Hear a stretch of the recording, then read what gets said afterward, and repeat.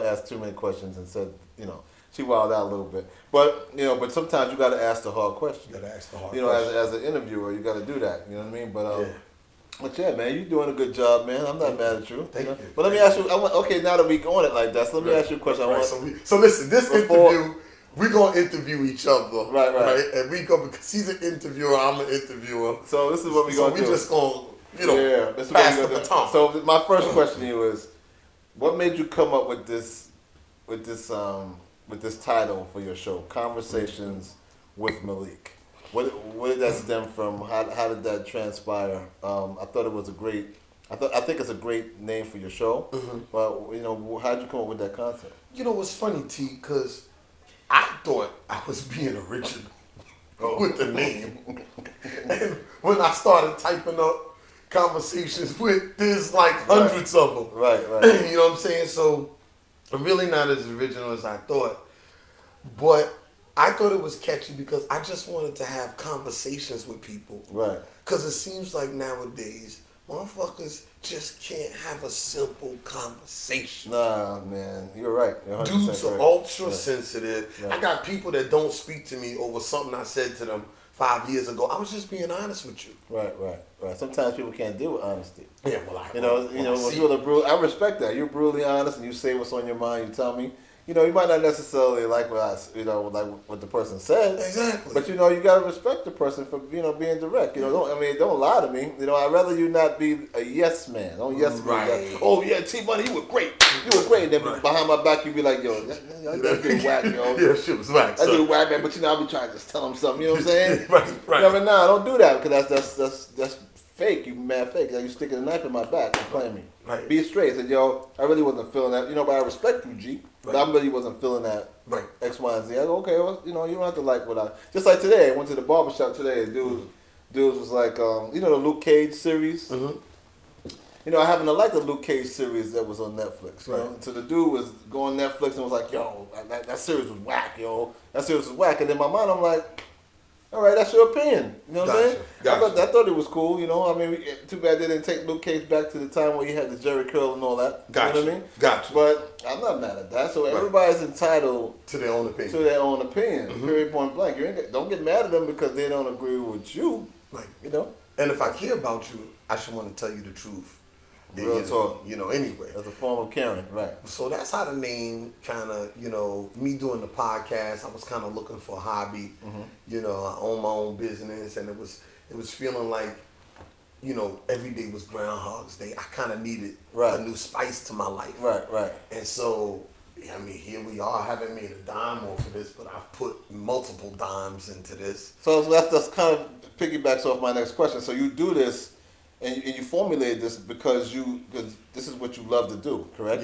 Yeah. It's a passion. It's more of a hobby, and but it has now sprouted into what it sprouted into, to the point where my weekends are getting booked up. People are like, yo, you can come here and do these interviews, right? And I'm meeting and from meeting those people, I meet more people. Right. I actually got over there. I got like a bunch of cards and stuff from the Fine Art Show for people from the Black Writers Guild and all this stuff, where they're setting up a whole bunch of more interviews with me. So it's like you were saying, I gotta do my research. Right. I gotta know what I'm talking about. Right. All that shit is time consuming, man. Yeah, without question. Shit, I didn't know what I was getting into, T. So people that happens. No, but listen though, but check this out. So you did this because this is what you love to do, is what you were interested in doing. Yeah.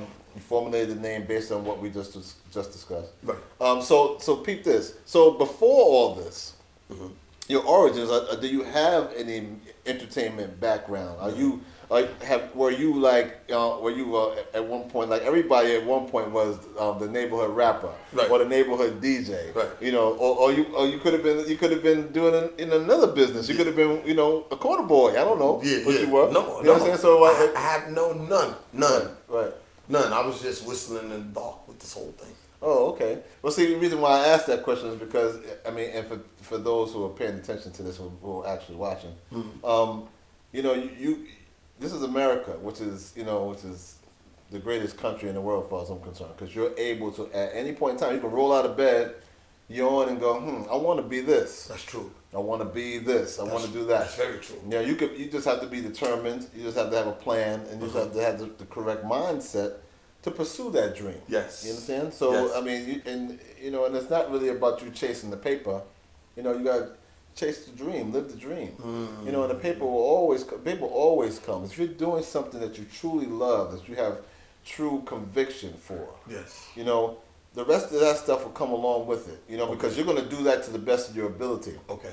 People are going to believe you because they see what you do. Okay. You understand? Okay. It's just sort of like I speak about our people that come from Yonkers, the people that actually have been totally successful, like Mary J. Right. And you talk about Jadakiss and the Locks, and you talk about DMX. Yeah. And part of the reason, they're all extremely talented. Right. Extremely talented. Jadakiss is probably one of my favorite rappers of all time, X2. Yeah. Right? So, not only is because there's so many people out here, you see on YouTube, you see all over the internet that are extremely talented. It's because of their conviction to what they are. Yes. That people gravitate towards it because they believe them. Yes. When DMX opens his mouth, Yes. people believe what he's saying. Yes. You understand? You feel the passion. Because you feel the passion. Regardless of what he's goes through in his personal life, which is very, very disheartening. Right. Just not too long ago, his son found him in the car, bare naked. He was on the run. Oh, really? I didn't know that. Yeah. So it's like, Dad, D. Every time we think D's getting clean, but addiction. I'm in support of him. DMX is, like I said, he's one of my favorite rappers of all time. Because he was able, and this is very difficult too, by the way. People don't understand how hard it is to put you in song, so people can understand who you truly are in song. When you hear him open his mouth, when you hear him say, I'm slipping, I'm falling, and I can't get up. Yes. I remember let me tell you a story. Very transparent. He's very transparent. Yeah, without question. Yeah. I remember one day, right, I was, I used to do marketing in the city, entertainment marketing back in the day, after I did Yo-MTV Raps. So I was sitting in the offices and, listening to that album. But I was listening to that one particular song. I listened to that song 400 times, Reed. Wow. 400 times in 2 days. Wow. And I realized then, I said, X is so crazy with it. It's not like he's saying something that people don't understand. Right. It's not like he's saying something outrageous. Right. That it was something new. Right. But I believe him. Yeah. I'm like, okay, I feel you, dog. And if I had those same kind of struggles, I would definitely relate to the energy, whether it's good, bad, indifferent, whatever it is. And we all got some type of struggle on some level. Yeah. Where we kind of fall back. We say we're going to stop doing, whether it's eating, whether it's whatever it is. Right. We say, we're going to stop doing something, and then less than 1% of this country, less than 1% of this country is well off to the point where they have so much money that they don't know what to do with. Oh. Please. So keep in mind something. Please. 99% of us, have to check. Either they struggle, either they're always concerned about where their money's going. Yeah. You're a couple mistakes away from the poverty line. Yeah. So and keep in mind something. There's some people who live in poverty, and a lot of people live in poverty, but there's some people that actually live below the poverty line, where they have absolutely nothing, and they raise children, and that's a whole other conversation. But my point to you is that, and actually to the people who are listening and watching, that you can wake up today or tomorrow or whenever and say, okay, this is what I want to do, and in this country you can actually do it. Yes. And even though our people of color have always had some sort of struggles in regards to that, if you stay focused enough, you can make it happen. You can make it happen. Definitely. Yeah. Definitely. So what's going on with T450, man? Style and launch. What's going on with that? Well, T450 is a company that I formulated back in 2012. Initially, my company did brand marketing. We did promotions for major events. We did special entertainment projects, which we've expanded to now. And so we're going to be doing during the course of the next year. I just struck a deal with AVMG Digital. It's a platform that's going to help me actually bring digital content to companies such as Hulu, Netflix, Paramount Pictures, Amazon. Okay. So we're going to be working and doing things such as documentaries, short films, podcasts. Yeah.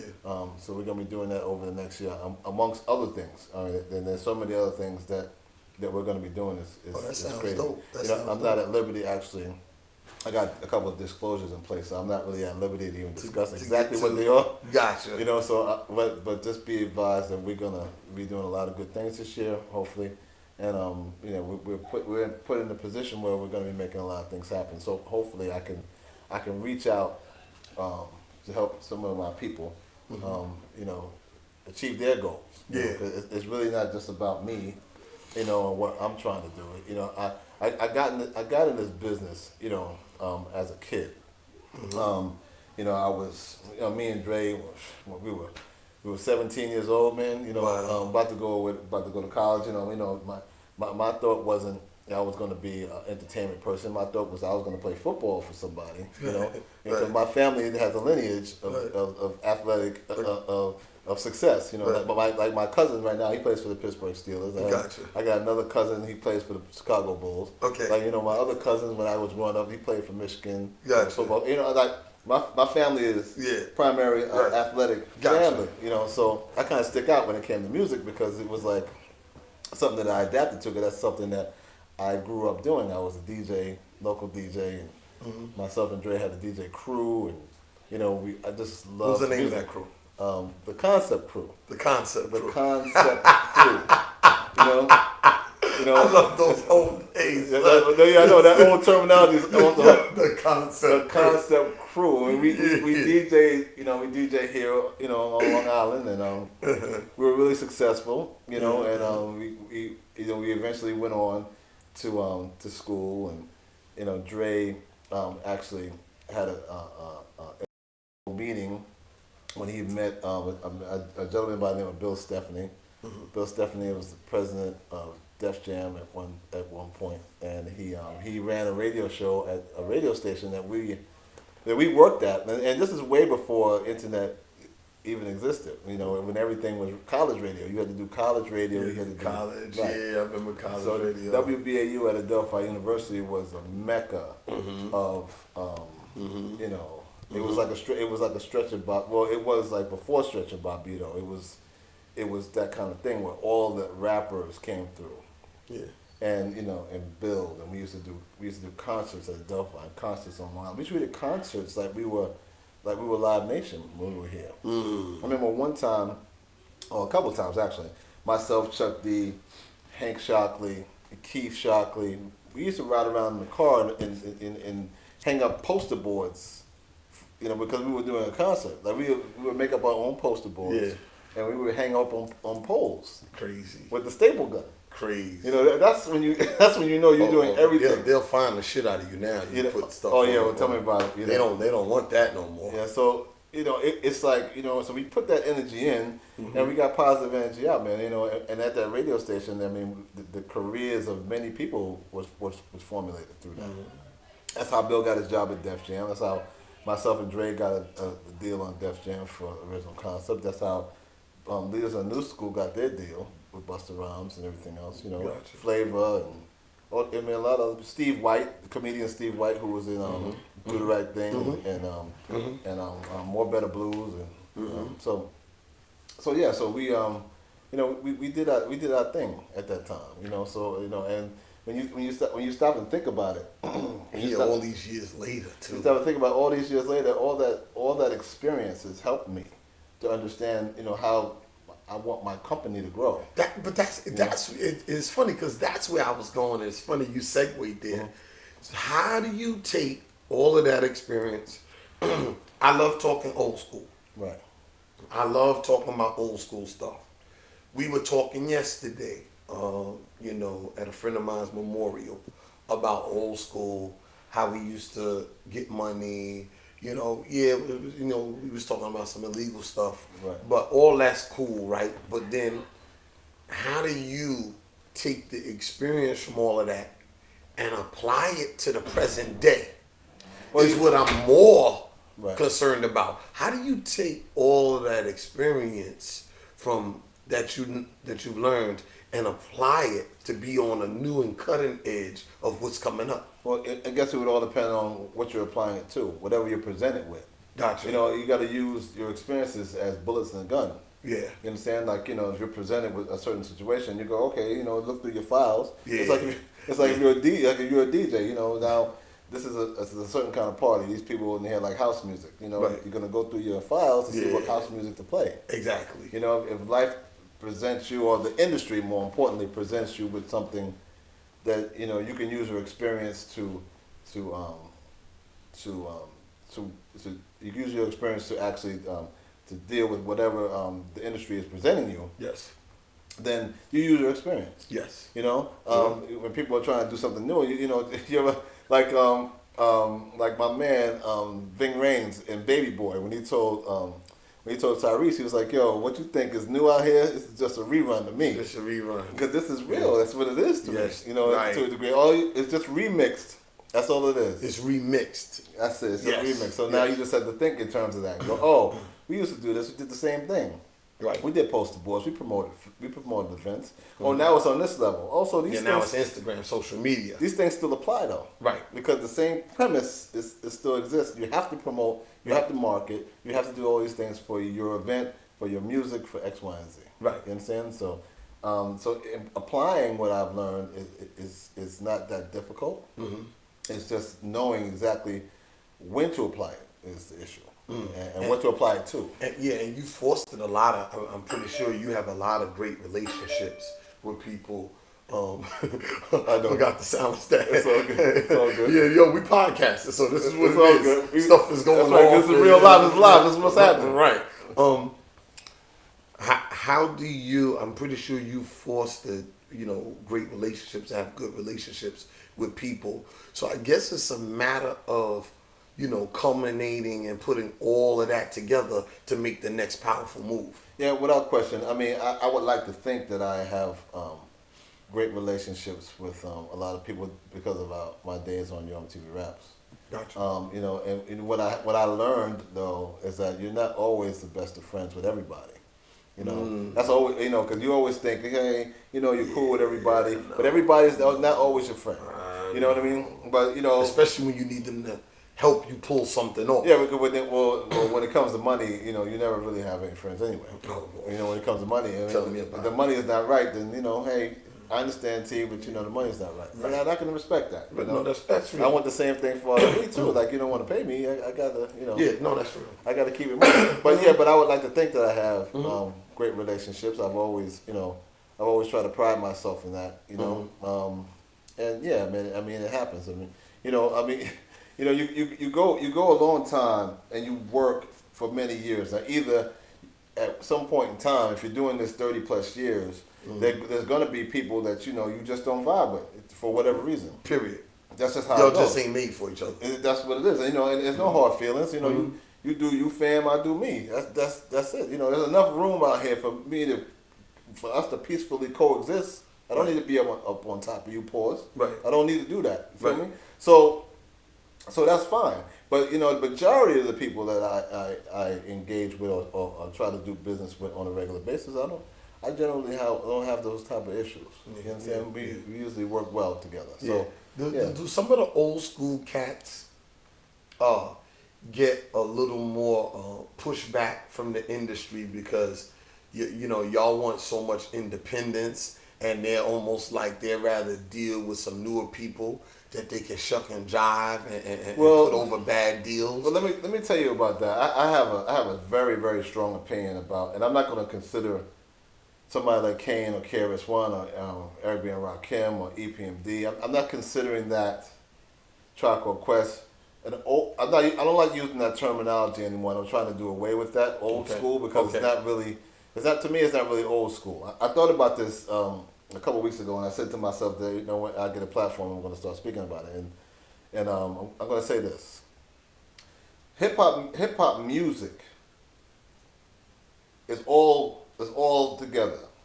Whether you're Meek Mills, whether you're Rakim, whether you're Kane, whether you're the Migos, whether you're Cardi B, okay, whether you're Shyrock, okay, it's all together. Gotcha. They play music. They dictate music to different demographics. Mm-hmm. We can peacefully coexist as one. No doubt. You understand? We can make money together. The industry itself, the powers that be that write checks, don't necessarily want to give the true school artists, and I refer to them as true school because they're originators. They're people who started this whole thing. Gotcha. They don't feel that they generate the money that the millennials do, that the Cardi B's do, and they probably don't. But listen, I'm gonna tell you. Mm-hmm. It's sort of like, I mean, to a degree that is true because our generation doesn't formulate the same disposable income as Cardi B's generation. Yeah. You understand? Yeah. Our generation has 1.5 children. They have a picket fence. They have 2 cars. They have car insurance. They have bills to pay. Debts. You understand? Divorces. Right. So they have a totally different. Their money. Car accidents. Right. Their money is based on a totally different. It's a different scope. Totally. Yeah. So don't think it's because this generation, and when I say this generation, I'm just referring to the generation that maybe somebody like a Chubb Rock or a Moni Love or a Special Ed, they cater to. Gotcha. Doesn't have money because they have money, but that money is not disposable. Right. They don't spend the same type of money. They're just not throwing it away frivolously. Right. Exactly. Mm-hmm. Because every year, and my man D Money, who is in the building, piece of D Money, T450 in the building. D Money. We can attest to because every year I go to these events. Sometimes I get on stage hosting, or sometimes I'm just there because I'm there in support of a lot of true school artists that perform in the parks, like in Corona Park, and different places in Queens. And the place is packed. Love the park, James. It's packed. Love the park. Now keep in mind something. Everybody that goes to these events doesn't have to pay. They don't pay to go into these events. Right. So and they're catering to that demographic. So that demographic exists. That demographic would love to support, but they don't have they're not interested in spending the money on that because they need to spend the money on what's most important. Why don't these promoters do some more? And I know you don't want to say old school, new school, but why don't they do more old school, new school concerts? I mean, look, and I was like, maybe I had the idea, and I'm like, well, maybe it's just a dumb idea to like. Maybe it doesn't work. Maybe it would work. It's about like I just got finished saying. You can't have a Rakim and Drake, Future with KRS-One. You can't have like three older, or the old school cats and 3 of the new school cats on a concert. Yo, that would be crazy. I would love to see that. But does something like that work? Somebody like you who's in the know, would something like that work? Well, it on paper, okay? On paper, it seems like it may be a beautiful thing, But the crowds don't mix. No. That got nothing to do with it. Okay. That's way down the rung of concerns. The major concern is the money is the major concern. You understand? Now, say for instance you get Giant Stadium. We do 8 true school artists, right? We do 8 new school artists. Who's getting the majority of the gate? Oh, okay. Is that a point of contention? Is that a point of contention for the old school artists? Certainly, because they're headlining. So now they can't split it evenly. So that's a concern. Yeah, and the new school cats is feeling like nah. I'm putting you on. I'm making more in in a show than you was making in a year. Right, when one of them can make 100,000 in one night. Right, gotcha. You know? Right, and the old school and true school artists might make 15. Command that. Might make 15. Okay. So, you know, but let me ask you something. So why couldn't the certain type of promoter and promotion team say, listen, let's be realistic, but we could book a lot of dates. I gotta give Drake $150. Son, you can't get your ride. You ain't, come on, man, you're not getting $150. You gotta see if Live Nation, AEG, or whoever else wants to actually book a show like that. Because they might be saying, well, this might not work. There's a lot of people. Right, so the reason it doesn't happen is because they don't want to do shows like that. Right, they don't want to do shows like that. They don't even want to put things like that together. Wow. It's okay to have. It's okay to have Rakim come out with Drake because Drake brought him with him, but to have Rakim, to have Kane, to have KRS, to have Nice and Smooth, Dr. Fresh, to have these people as staples of the show, like part of the show, doing their own set. Right. But look, hold on. Why? So why not? Because wouldn't this be kind of dope too? And you just let me know because you're in the know. Wouldn't this kind of be dope? You got a Future, Meek Mills, Drake, right? And then how about have a Dougie Fresh also perform there? Like, wouldn't that? Because a lot of some of these young guys, they be in their car and they be bumping. I'm totally feeling that. Dougie Fresh can perform in front of anybody. KRS One can perform. I don't know why KRS One performed at our like concert. That, he performed at our concert. We did, the Yo-MTV Raps 30th anniversary experience. We did that at Barclays Center in 2018. Yeah, I was there. That was crazy. KRS One destroyed the place. And Fat Joe was with him. He destroyed. They tore it down. Dougie tore it down. Generation is not concerned. They tore it. I don't care who was up on the stage. Yeah. But for whatever reason, what you're proposing is not unique because people have tried to propose that, and for whatever reason, no one's really interested in doing that. And let me tell you something else. Right? They're not interested in doing that, and it has a lot to do with, and I hate to say it has a lot to do with the fact that no one's really looking at it from a huge perspective based on what I just told you. No one's looking at it like everybody is together. Right now, you're looking at it when everybody thinks about rap music, they're thinking about how it's separate. Gotcha. You understand? Salt and Pepper, peace out to Salt and Pepper. They're doing their film right now. They're doing a movie. Oh, nice. They're doing a movie. Nice. So, but Salt and Pepper to a young demographic is nowhere near as big as Cardi B. No doubt. No doubt. Nicki Minaj is bigger than Sweet Tea. No doubt. You understand what I'm saying? So they look at you like, I don't have to respect you because my heroes are way bigger than yours. Yeah. Not understanding that don't mean nothing. Because we're hip hop as a culture, period. And I'm talking about the music in particular, but hip hop, period, is the only form of music that doesn't support the origins of its music. I would love. They don't support it. I would love for there to be a Nicki Minaj, Cardi B, Foxy Brown, Little Kim fucking tour. Yo, do you know how ill and Trina? You get what I'm saying? And Megan Thee Stallion.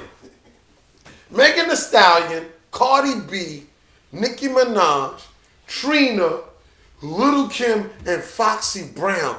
Do you know how ill the nastiest of the nastiest women, I'm not saying nasty, but they sell sexuality. You know what I mean? Right. You know, they sell sexuality. Yo, that would be crazy, man. Yeah, but everybody has to be on the same accord. Everybody has to have the same mindset. And it's impossible to put stuff everybody like that together. Just be together.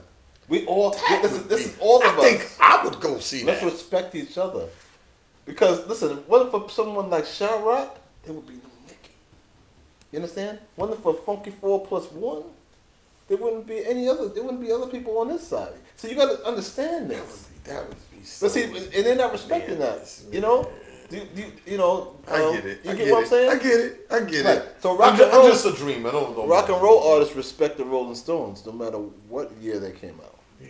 They respect the Rolling Stones. I mean, immensely. They're Hall of Famers. That's true. You know? That's true. New school artists, new school rappers don't respect groups. A lot of times they don't respect people like Public Enemy. Public Enemy is in the Rock and Roll Hall of Fame.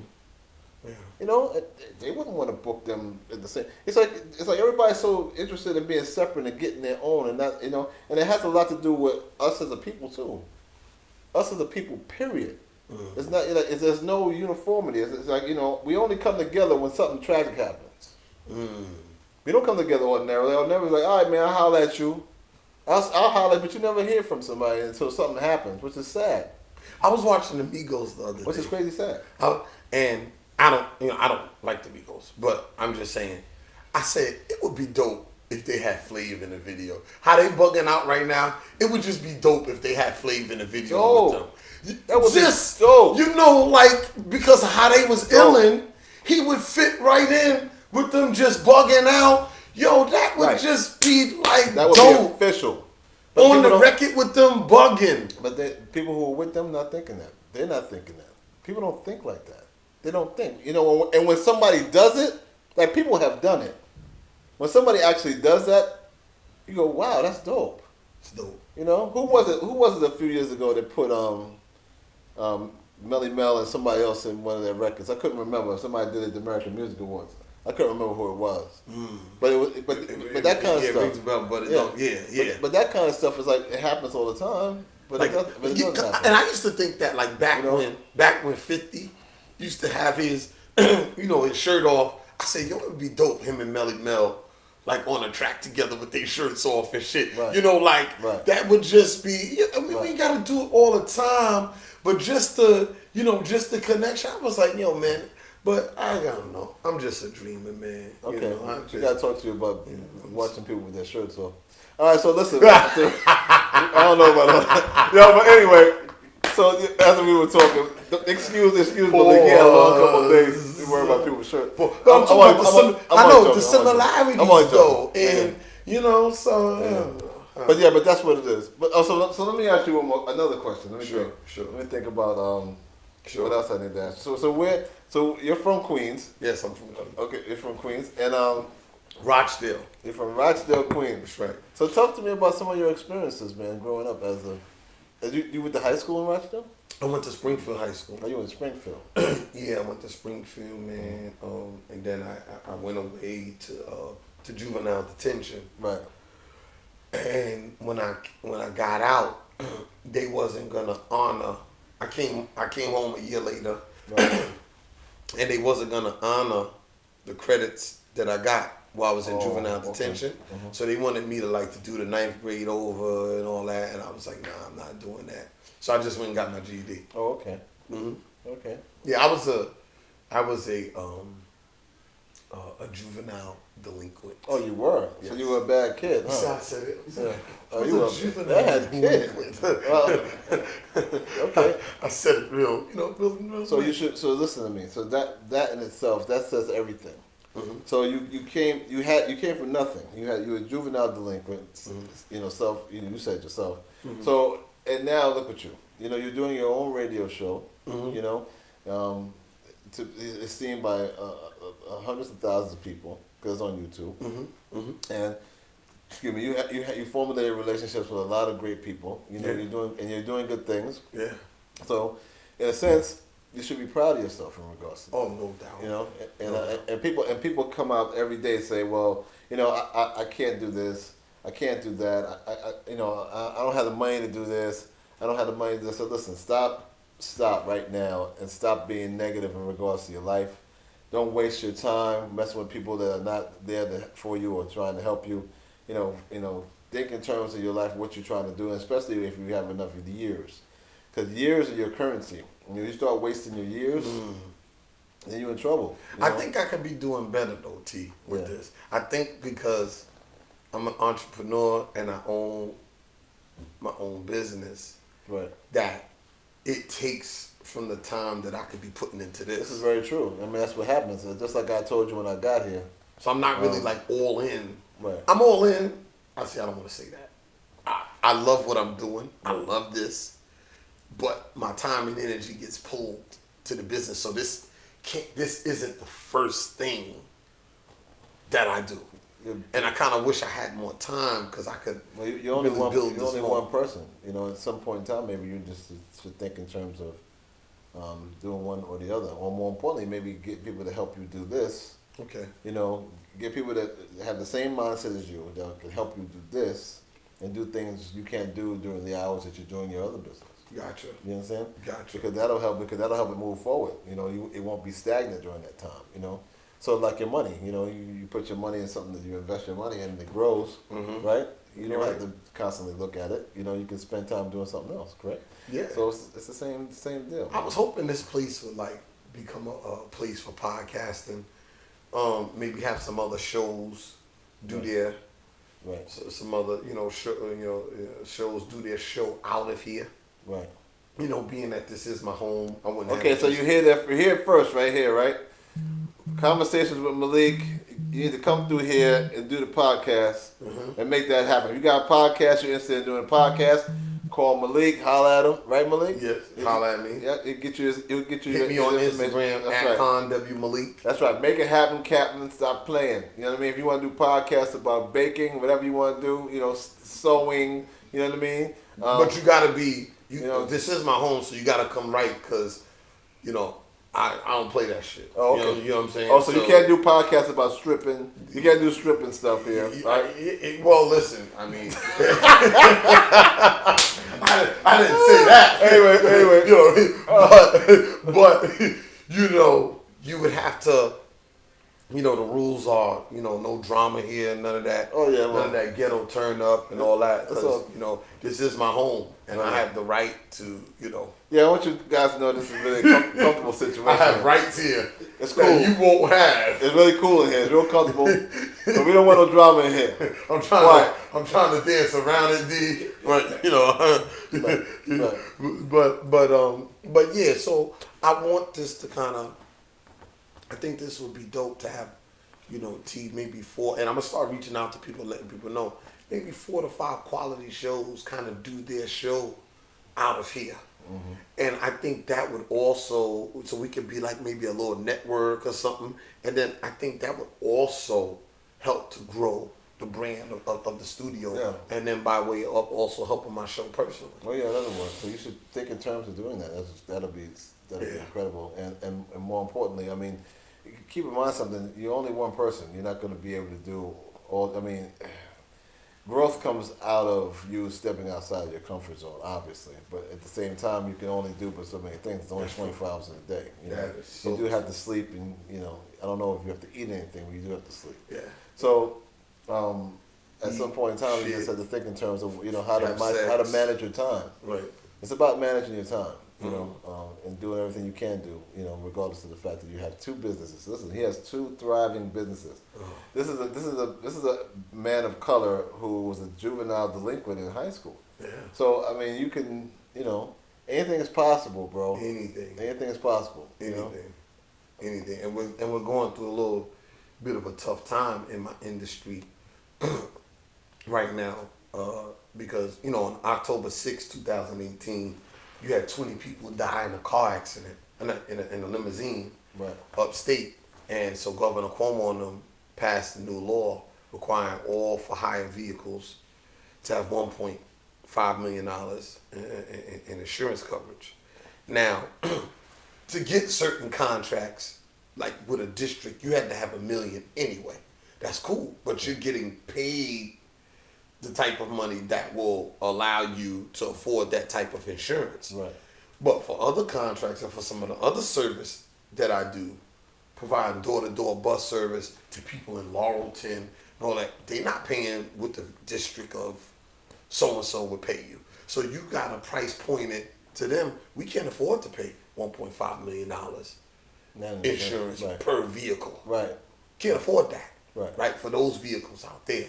So right now we're in a bit of a crisis, and we're fighting, and you know, me and I have this brother who's a safety director. Shout out to Tyreek Tung, where we're gonna be doing some great stuff with some school routing software that he's developed. He did an overview for me for a safety report. I've also put some things together. I've mobilized about 24 bus companies. A friend of mine, she mobilized about another 24, about 2 or 3 dozen. Keeping them mobilized and keeping them going is a whole nother thing. But we've been reaching out to the politicians to get help with this, because we need you, Governor Cuomo, to amend that law. Limos can afford that because they can make $1,000 and $1,500 a day. A school bus, a private school bus route on average makes like $1,000 a week. Right. You can't afford to take a whole $1,000 out to pay insurance. Yeah, so that's crippling. It's crippling. It's crippling your business. That's crippling. So we're kind of right now we're in a little bit of a fight for our lives here, but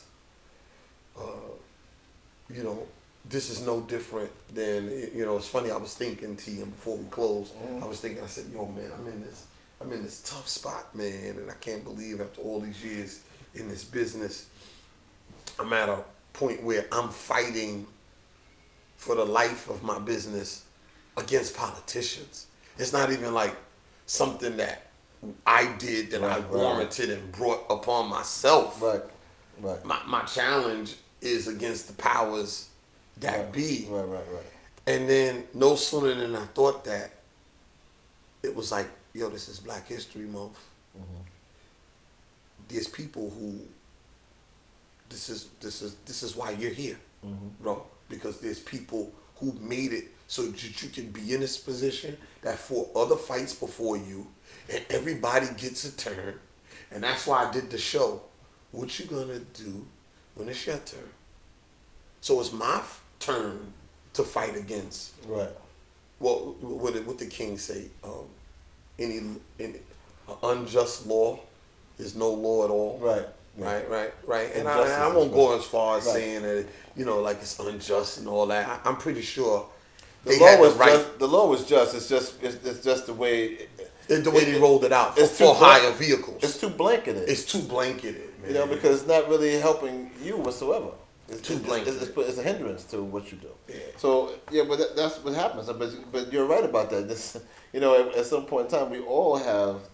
They're just like in entertainment. There's everybody has a signature moment in their career that propels them to the next level.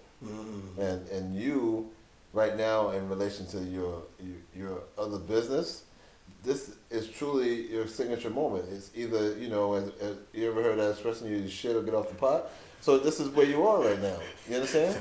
So keep that. That's real. Keep it in mind. So that's real. So straight up. Just know. It's me. The focus is on what I'm going to do and how I'm going to elevate my business or not out of this situation. Yes. You understand? So you got to realize, okay, once you know it's you, then you can sit down and realize, okay, this is what I have to do, and let me see how I can gain help, right? Yes. How I can adjust my expectations, right? Just in case what I do is not successful, right. Right. And how I can do all this moving forward. You understand? Right. So yeah, you everything for you in relation to that is monumental, and there's help out there for you. There are people who actually after the show we'll talk more about it. Yeah. But there's people out there that can actually help you in regards to that situation, and we'll talk more about it at another time. No doubt. Yeah, listen. Yeah, man. So I'm here with T Money. So T Money, tell everybody how they can find you, man. Plug your stuff. Oh, yo, but peep this here, man. This is T Money in the building. Formerly of Yo-MTV Raps. My company is called T450 Style and Launch. You can check out my website at www.weart450.com. You can hit me up on Instagram at T450. holla at your boy, man. You know what I mean? We doing good things, man. I hope you enjoy our work coming out soon. All right. Yeah, man. It was great sitting down talking to my man Malik, man. Since, you know, this is not a Queens thing. I just want you to know that. Because you know, he from Queens. My people's from Queens. I'm not from Queens. I just want you to know. Oh, I want to shout out. I want to shout out to the people from Brooklyn. They got this nice shirt. You know what I mean? Veteran styles. You know what I mean? Peace out to y'all out there, man. That's Brooklyn. You know what I mean? Red Hook in the building. You know, we chilling, man. You know, holla at me. You know, my man D Money hooked me up with these is his peoples. You know what I mean? So, yeah.